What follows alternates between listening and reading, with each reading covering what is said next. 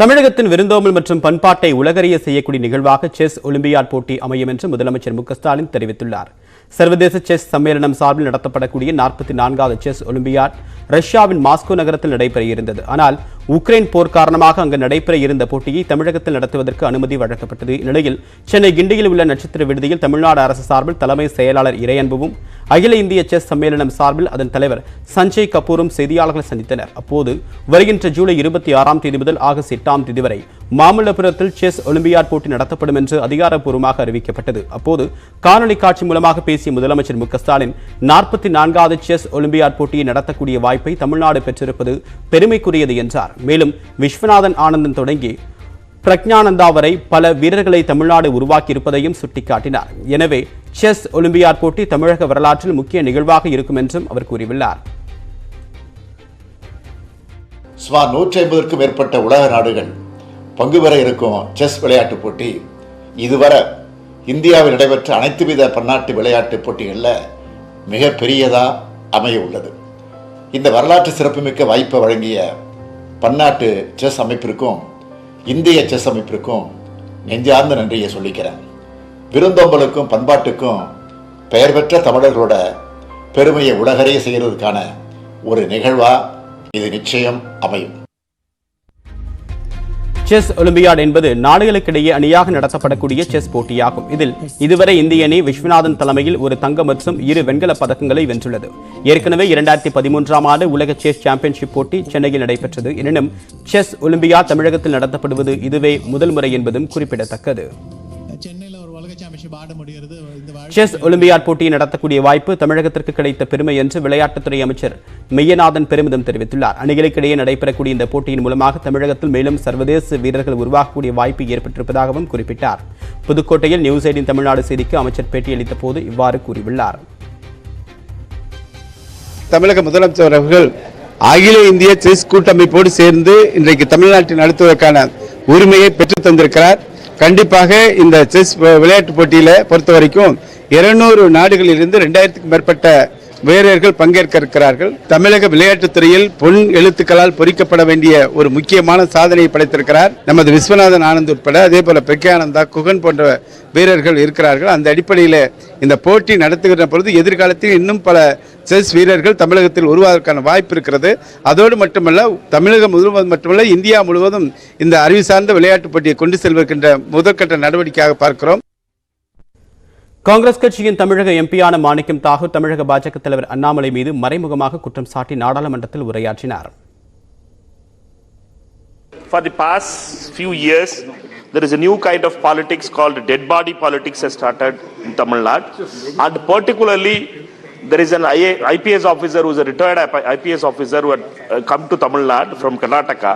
His work is to create tension in each one of the death of young kids who commit for suicide. He connects with the minority communities. Christians and Muslims are connected to any kind of death which happens, and they create a lot of nuisance, and they try to divide the society, and they spread lot of wrong informations about the death of that kid, which is putting a lot of divisions in the society. It has been in Madurai district also, it has happened, in Tanjavur district also it's happened. I request through you, sir, the Honorable Prime Minister should intervene, and he should tell to his party men not to do this kind of cheap politics. Punjab மாநிலத்தின் முதலமைச்சராக ஆம் ஆத்மி கட்சியை சேர்ந்த பகவந்த் மான் பதவியேற்றுக் கொண்டார். பஞ்சாப் மாநிலத்தில் மொத்தமுள்ள 117 சட்டமன்ற தொகுதிகளுக்கு நடைபெற்ற தேர்தலில் ஆம் ஆத்மி கட்சி 92 இடங்களை கைப்பற்றி தனி பெரும்பான்மையுடன் வெற்றி பெற்றது. இந்நிலையில் சுதந்திர போராட்ட வீரர் பகத் சிங் பிறந்த கிராமமான கட்கார் கலனில் புதிய அமைச்சரவை பதவியேற்கக்கூடிய விழா நடைபெற்றது. இதில் முதலமைச்சராக பகவந்த் மான் பதவியேற்றார். அவருக்கு ஆளுநர் பன்வாரிலால் புரோஹித் பதவி பிரமாணமும் ரகசிய காப்பு பிரமாணமும் செய்து வைத்தார். விழாவில் ஆம் ஆத்மி கட்சியின் தேசிய ஒருங்கிணைப்பாளர் அரவிந்த் கெஜ்ரிவால் உட்பட பலர் கலந்து கொண்டனர். मैं भगवंत मान ईश्वर की सौं चुकता हाँ कि मैं कानून द्वारा स्थापित भारत के संविधान के प्रति सच्ची श्रद्धा ते निष्ठा रखांगा, कि मैं भारत की प्रभुता अते अखंडता नूं बरकरार रखांगा, कि मैं पंजाब राज के मुख्यमंत्री वजों अपने कर्तव्यां नूं वफादारी ते शुद्ध अंतकरण नाल निभावांगा, अते मैं भै जां पक्षपात स्नेह जां दुर्भावना बिना सब तरह के लोगों के प्रति संविधान और कानून नूं अनुसारता विच न्याय करांगे। இந்நிலையில் பதவியேற்பு விழாவில் பேசிய முதலமைச்சர் பகவந்த் மான் மக்களால் தேர்ந்தெடுக்கப்பட்டக்கூடிய ஆம் ஆத்மி எம்எல்ஏக்கள் ஆணவத்துடன் செயல்படக்கூடாது என்றும் நமக்கு வாக்களித்தவர்களுக்கும் மரியாதை அளிக்க வேண்டும் என்றும் கேட்டுக்கொண்டார். மக்களுக்கான நலத்திட்ட பணிகளை ஆம் ஆத்மி அரசு உடனே தொடங்கும் என்றும் டெல்லியை போன்று பள்ளிகள் மொஹல்லா கிளினிக்குகள் தொடங்க நடவடிக்கை எடுக்கப்படும் என்றும் கூறியுள்ளார். உயர் சிறப்பு மற்றும் முதுநிலை மருத்துவ மேற்படிப்பில் அரசு மருத்துவர்களுக்கான 50% இடஒதுக்கீட்டிற்கு உச்சநீதிமன்றம் அனுமதி வழங்கியுள்ளது. முதுநிலை மருத்துவ மேற்படிப்புகளில் அரசு மருத்துவர்களுக்கு 50% இடஒதுக்கீடு வழங்கி தமிழக அரசு 2020ஆம் ஆண்டு அரசாணை வெளியிட்டது. இதற்கு எதிரான மனுக்களை விசாரித்த சென்னை உயர்நீதிமன்றமும் உச்சநீதிமன்றமும் தமிழக அரசின் அரசாணைக்கு தடை விதிக்கவில்லை. இதையடுத்து இடஒதுக்கீட்டுக்கு எதிராக உச்சநீதிமன்றத்தில் மேல்முறையீடு செய்யப்பட்டது. அதில் இடஒதுக்கீடு அளிக்காமல் கலந்தாய்வை நடத்த வேண்டும் என்று மனுதாரர்களும் மத்திய அரசும் வலியுறுத்தினர். இந்நிலையில் நடப்பு கல்வியாண்டில் 50% இடஒதுக்கீடு அடிப்படையில் மாணவர் சேர்க்கை நடத்த இடைக்கால உத்தரவு பிறப்பிக்கப்பட்டுள்ளது. உயர் சிறப்பு மருத்துவ படிப்புக்கான மாணவர் சேர்க்கையில் அரசு மருத்துவர்களுக்கு 50% இடஒதுக்கீடு வழங்க உச்சநீதிமன்றம் இடைக்கால அனுமதி வழங்கியிருப்பது சமூக நீதிக்கு கிடைத்த மாபெரும் வெற்றி என்று பாமக இளைஞரணி தலைவர் அன்புமணி ராமதாஸ் தெரிவித்துள்ளார். உச்சநீதிமன்றத்தில் நிலுவையில் உள்ள தமிழக அரசின் அரசாணைக்கு எதிரான வழக்கு தள்ளுபடி செய்யப்படும் போதுதான் இடஒதுக்கீடு வழங்கக்கூடிய விஷயத்தில் இறுதி வெற்றி கிடைக்கும் என்று கூறியிருக்கக்கூடியவர் உச்சநீதிமன்றத்தில் இதற்கான வலுவான வாதங்கள் முன்வைக்கப்படுவதை தமிழ்நாடு அரசும் மருத்துவர் அமைப்புகளும் உறுதி செய்ய வேண்டும் என்றும் கேட்டுக் கொண்டுள்ளார். மேலும் மருத்துவக் கல்வியில் அகில இந்திய ஒதுக்கீடு என்ற முறையை மத்திய அரசு உடனடியாக ரத்து செய்ய வேண்டும் என்றும் அவர் கோரிக்கை விடுத்துள்ளார்.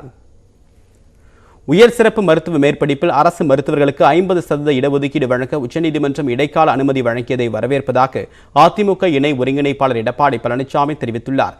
இதுகுறித்து ட்விட்டரில் பதிவேற்றக்கூடிய அவர் மருத்துவர்களுக்கு 50% இடஒதுக்கீடு செய்து தன்னுடைய தலைமையிலான அரசு கொண்டு வந்த அரசாணை செல்லும் என்று உச்சநீதிமன்ற தீர்ப்பினை உளமாற வரவேற்பதாக தெரிவித்துள்ளார். தமிழர் நலனுக்காகவும் தமிழகம் தன்னிறைவு பெறுவதற்கும் அனைத்திந்திய அண்ணா திராவிட முன்னேற்றக் கழகம் தொடர்ந்து பாடுபடும் என்றும் அவர் பதிவிட்டுள்ளார். சென்னையில் அடுக்குமாடி அலுவலக கட்டடத்தில் ஏற்பட்ட தீ விபத்தில் உள்ளே சிக்கிய அனைவரையும் தீயணைப்புத் துறையினர் பாதுகாப்பாக மீட்டனர்.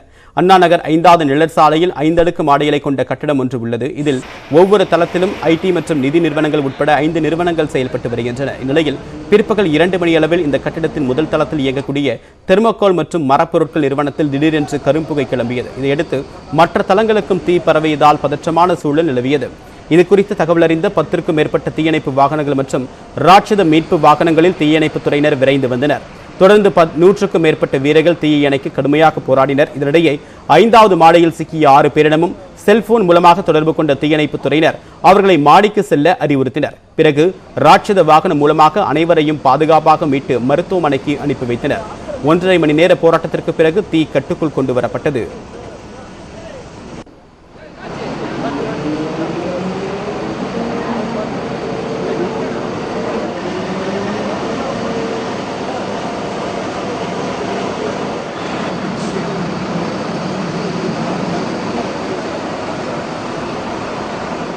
இந்த விபத்தில் கோடிக்கணக்கான ரூபாய் மதிப்பிலான பொருட்கள் எரிந்து வீணானதாக தெரிவிக்கப்பட்டுள்ளது. தெர்மாகோல் நிறுவனத்தில் உள்ள ஏசி பெட்டியில் மின்கசிவு ஏற்பட்டு தீ விபத்து ஏற்பட்டதாக முதற்கட்ட விசாரணையில் தெரியவந்துள்ளது. மேலும் அண்மைச் செய்திகளுக்கு தொடர்ந்து இணைந்திருங்கள்.